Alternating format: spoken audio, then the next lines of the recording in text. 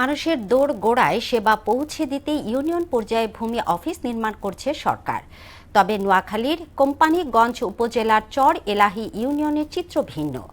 নির্মাণের 7 বছর পেরিয়ে গেলেও এখনও আলোর মুখ দেখেনি 48 লাখ টাকা ব্যয়ে নির্মিত এখানকার ভূমি অফিস।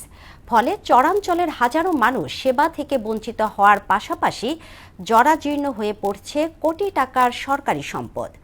মোহাম্মদ সেলিমের প্রতিবেদন, জানাচ্ছেন মিশাল বিনতে আনোয়ার।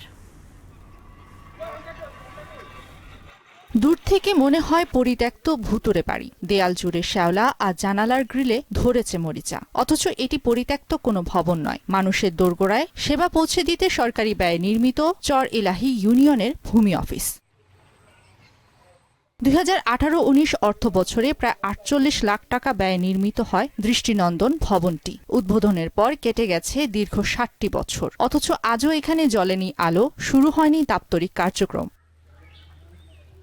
চালু না হওয়ায় সামান্য কাজে মাইলের পর মাইল দুর্গম পথ পাড়ি দিয়ে উপজেলা সদরে যেতে হচ্ছে চরাঞ্চলের মানুষদের। এতে বাড়ছে ভোগান্তি, হচ্ছে আর্থিক লোকসান। অফিস উদ্বোধন হওয়ার পর থেকে এখন পর্যন্ত, এখন 2026 সাল, এখানে এখন পর্যন্ত কোনো একদিনের জন্য কার্যক্রম করা হয় নাই। অনেক আগে কিন্তু এটা অবযুক্ত ভাবে পড়ে আছে, কোনো কাজ কাম চলে না, এটা নিয়ে কারো অডিটও নাই, খবরও নাই। কখনো কোনো অফিস কোনো আমরা কিছু দেখতেছি না যে আমরা কোনো কাজ করতে হলে, আমরা নথির কাজ করতে হলে যাইতে হয় সাপ্রাসিয়ার বসুয়াট। ভূমিদস্যুদের দাপটের অভিযোগ থাকলেও জেলা প্রশাসন বলছে ভিন্ন কথা। জনবল সংকটে অফিস চালু করা সম্ভব হয়নি বলে দাবি তাদের। তবে দ্রুতই সেবা চালুর আশ্বাস দিয়েছেন এই কর্মকর্তা। চরফকিরা ইউনিয়ন ভূমি অফিস রয়েছে, এটার আন্ডারে যেহেতু চর এলাহি ইউনিয়ন ভূমি অফিসটা, এখান থেকে একজন আমার দায়িত্বশীল কর্মকর্তা সপ্তাহে অন্তত একদিন হলেও ওই অফিসে যেন বসে এবং সেখানে যেন কার্যক্রম পরিচালনা করে। স্থানীয় সংসদ সদস্য ও ঊর্ধ্বতন কর্তৃপক্ষ দ্রুত অচল অবস্থা নিরসন করবে,